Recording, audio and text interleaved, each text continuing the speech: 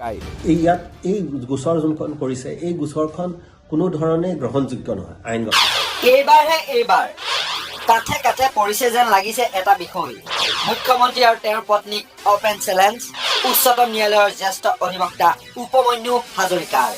মুখ্যমন্ত্ৰী আৰু তেওঁৰ পত্নীক আদালতৰ কাঠগড়াত থিয় কৰাই সুযোগ এটা ভালকৈ পাইছে উপমন্যু হাজৰিকাই। হয়, মুখ্যমন্ত্ৰী আৰু তেওঁৰ পত্নীৰ বিৰুদ্ধে উত্থাপিত সকলো কেলেংকাৰী এটা এটাকৈ জেৰা কৰাৰ সুযোগ এটাৰ নিজেই সৃষ্টি কৰি দিলে মুখ্যমন্ত্ৰীৰ পত্নীয়ে। নিশ্চয়কৈ মুখ্যমন্ত্ৰী হিমন্ত বিশ্ব শৰ্মাৰ পত্নী ৰিণিকী ভূঞা শৰ্মাই উপমন্যু হাজৰিকাকে ধৰি 23 জানুৱাৰী সংবাদমেলত উপস্থিত থকা মুঠ 6 গৰাকী লোকৰ বিৰুদ্ধে কামৰূপ মুখ্য ন্যায়িক দণ্ডাধীশ আদালতত মানহানিৰ গোচৰ তৰিছিল।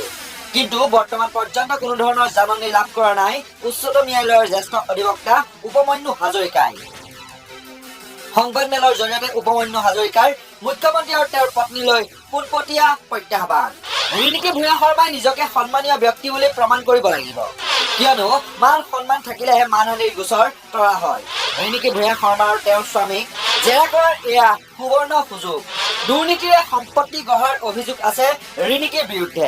স্বামী মুখ্যমন্ত্ৰী হিমন্ত বিশ্বৰ বিৰুদ্ধেও আছে দুৰ্নীতিৰ অভিযোগ। মান থাকিলে হানি হয়, তাৰমানে তেওঁলোকে প্ৰথমতে প্ৰমাণ কৰিব লাগিব যে সন্মান আছে তাৰ পিছত হানি হয়, আৰু এইকাৰণে তেওঁ সাক্ষী দিব লাগিব। আৰু সাক্ষী দিলে আমিও তেতিয়া জেৰা কৰিবলৈ এটা সুযোগ পাম। আৰু সেই জেৰা কৰা সুযোগত ইতিমধ্যে তেওঁ আৰু তেওঁৰ স্বামীৰ বিৰুদ্ধে যোৱা 15-20 বছৰ ধৰা ৰাজহুৱা ক্ষেত্ৰত বহুতখিনি অভিযোগ আছে দুৰ্নীতিৰ ক্ষেত্ৰত। যদি ভূমিহীনৰ নামত মাটি আবণ্টন কৰি তেওঁলোকৰ কোম্পানীলৈ ট্ৰান্সফাৰ কৰা, কাঞ্চনজুৰিত তেওঁলোকৰ এলিফেণ্ট কৰিডৰ বন্ধ কৰি পেলাই তেওঁলোকে বিলাসী ৰিচৰ্টখন তাতে পাতিছে। তাৰপিছত ধৰক কোটি কোটি টকা চৰকাৰী বিজ্ঞাপন যি তেওঁ মিডিয়া কোম্পানীবিলাকক চৰকাৰী বিজ্ঞাপন দিয়া হয়, তেনে বহুত ধৰণৰ আছে যি যদি প্ৰমাণ হয় এক প্ৰকাৰে, তেতিয়া সেইখিনি প্ৰিভেনশ্যন অফ কৰাপশ্যন এক্ট আৰু ILF এক্টৰ অধীনত এইবিলাক অভিযোগ মানে অপৰাধ হ'ব। সেইকাৰণে এই এইবিলাক যোনখিনি বিষয়সমূহ আছে মইতো এইটো ভালেই ভাব বুলি কওঁ, কিন্তু এইটো বহুতখিনি কথা তেওঁলোকে এই অভিযোগসমূহৰ বিৰুদ্ধে তেওঁলোকে ইতিমধ্যে ৰাজহুৱা ক্ষেত্ৰত কোনো তেওঁলোকে মন্তব্য নিদিয়ে বা স্পষ্টীকৰণ নিদিয়ে। এনেকুৱা এটা এই গোচৰত তেতিয়া আমিও এটা সুবিধা পাম, ৰাইজেও তেতিয়া জানিব পাৰিব যে আচলতে তেওঁলোকৰ স্থিতি কি। আৰু শেহতীয়াভাৱে মই এইটো কথা কৈ দিওঁ যে এই বিষয়টো লৈ মই জখলাবন্ধ ৰাইজৰ যি 80,000 লাইন আৰ্থিক দুৰ্যোগৰ ফালে ঠেলা হৈছিলে প্ৰস্তাৱিত ডাইভাৰ্চন লৈ, প্ৰস্তাৱিত বিকল্প পথ লৈ, সেই যাতে তেওঁলোকৰ লগত থিয় হৈ পেলাই মই এই বিষয়সমূহখিনি আগবঢ়াইছো। আৰু এনেকুৱা গোচৰে মোক কোনো ধৰণে কোনো যিহেতু ভয় ভাবুকি দিয়া বুলি ভাবিছে, ভয় ভাবুকি মই কোনো কোৱা নাই আৰু নকৰোঁ। মই সদায় জখলাবন্ধা ৰাইজক তেওঁলোকক থিয় দিম যাতে তেওঁলোকৰ বৰ্তমানৰ পথটো থাকক আৰু তেওঁলোকে আৰ্থিকভাৱে তেওঁলোকে নিজৰ যেনেকে স্বাভিমান স্বৰূপে তেওঁলোকৰ জীৱিকা চলাই আছে তেনেকে চলি থাকে। নিশ্চয়কৈ মুখ্যমন্ত্ৰীৰ পত্নী ৰিণিকী ভূঞা শৰ্মাই উচ্চতম ন্যায়ালয়ৰ জ্যেষ্ঠ অধিবক্তা উপমন্যু হাজৰিকাৰ এই প্ৰত্যাহ্বান গ্ৰহণ কৰিব পাৰিবনে? জ্যেষ্ঠ অধিবক্তাগৰাকীয়ে জনোৱা প্ৰত্যাহ্বান গ্ৰহণ কৰি আদালতৰ কাঠগড়াত থিয় হৈ মুখ্যমন্ত্ৰী আৰু তেওঁৰ পত্নীয়ে উপমন্যু হাজৰিকাৰ জেৰাৰ সন্মুখীন হৈ সকলো অভিযোগ কেলেংকাৰীৰ উত্তৰ দিয়ে নে নিদিয়ে সেয়া পৰৱৰ্তী সময়ত লক্ষণীয় হ'ব।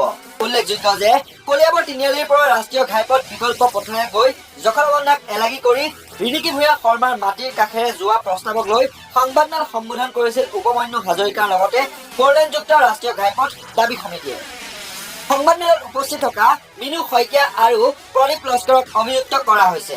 তেওঁলোক গুৱাহাটী উচ্চ ন্যায়ালয়ত বিচাৰাধীন হৈ থকা PIL নম্বৰ 38/2024 আবেদনকাৰী হয়, য'ত ৰিণিকী ভূঞা শৰ্মাকো পাৰ্টি বনোৱা হৈছে। যদি কোনো গোচৰ এটা পাৰ্টীয়ে আন এটা পাৰ্টীক অন্যতম গোচৰ তৰি তেওঁলোকৰ ভয় ভাবুকি দেখুওৱা হয়, তেনে স্থিতিত ক্ৰিমিনেল কণ্টেম্প্ট অফ কোৰ্ট মানা গৈছে। এই ক্ষেত্ৰত মিনু শইকীয়া প্ৰদীপ লস্কৰ অভিযুক্ত সজোৱাটো ন্যায়ালয়ক অৱমাননা জনোৱা হয় বুলি দাবী কৰে উপমন্যু হাজৰিকাই। ইয়াত এই গোচৰ যোনখন কৰিছে এই গোচৰখন কোনো ধৰণে গ্ৰহণযোগ্য নহয় আইনগতভাৱে, আৰু তাত বহুখিনি কাৰণ আছে। প্ৰথম কথা হৈছে কি, এই ক্ষেত্ৰত ইতিমধ্যে গুৱাহাটী হাইকোৰ্টত এখন PIL বিচাৰাধীন হৈ আছে, পেণ্ডিং হৈ আছে। সেই PILখন পেণ্ডিং হৈ থকা অৱস্থাত সেই বিষয়সমূহ যদি এটা প্ৰেছ কনফাৰেন্সত কোৱা হয়, সেইখিনি কেতিয়াও তাত মানহানি হোৱাৰ প্ৰশ্নই নুঠে। দ্বিতীয়তে এই বিষয়সমূহ সত্যৰ ভিতৰত ভিত্তি তেওঁলোকেও সেইটো নাকচ কৰা নাই যে মাটিখিনি তেওঁলোকৰ কাষেৰে যাব, ৰাস্তাটো তেওঁলোকৰ মাটিৰ কাষেৰে যাব। তৃতীয়তে ইয়াত আৰু এটা গুৰুত্বপূৰ্ণ কথা হৈছে যে এই যে যোনটো অভিযুক্ত কৰিছে শ্ৰীমতী মিনু লস্কৰ আৰু শ্ৰীমতী মিনু শইকীয়া আৰু শ্ৰী প্ৰদীপ লস্কৰ, তেওঁলোকে ইতিমধ্যে PI-খন যোনখন গুৱাহাটী আছে হাইকোৰ্টত বিচাৰাধীন হৈছে তাত তেওঁলোকে আবেদনকাৰী হয়। আৰু এই ক্ষেত্ৰত ৰায় আছে সুপ্ৰিম কোৰ্ট আৰু হাইকোৰ্টৰ যে য'ত তেওঁলোকে আবেদনকাৰী হয় আৰু শ্ৰীমতী ৰিণিকী বিয়াৰ ৰেছপণ্ডেণ্ট নম্বৰ হৈছে ৰেছপণ্ডেণ্ট নম্বৰ 9, তাত তেওঁলোকে যদি কোনো এটা পাৰ্টীয়ে বেলেগ এজন পাৰ্টীৰ বিৰুদ্ধে কিবা চিঠিও লিখে বা গোচৰ কৰে, ভয় ভাবুকি দিয়ে যে তেওঁলোকে নিজৰ PI বা সেইখন তেওঁলোকে বেছি পৰিচয় নকৰে, তেতিয়া সেইটো এটা ক্ৰিমিনেল কণ্টেম্প্ট অফ কোৰ্ট মাৰা গৈছে। আৰু এই ক্ষেত্ৰত বহুতখিনি ৰায় আছে সুপ্ৰিম কোৰ্টৰ। ইতিমধ্যে গুৱাহাটী উচ্চ ন্যায়ালয়ে কলিয়াবৰৰ পৰা বিকল্প 4-লেন পথ নিৰ্মাণৰ পৰিকল্পনাত স্থগিতাদেশ জাৰি কৰিছে। কলিয়াবৰ অঞ্চলৰ মুঠ 65 গৰাকী বিশিষ্ট লোকে এই আবেদন দাখিল কৰিছিল।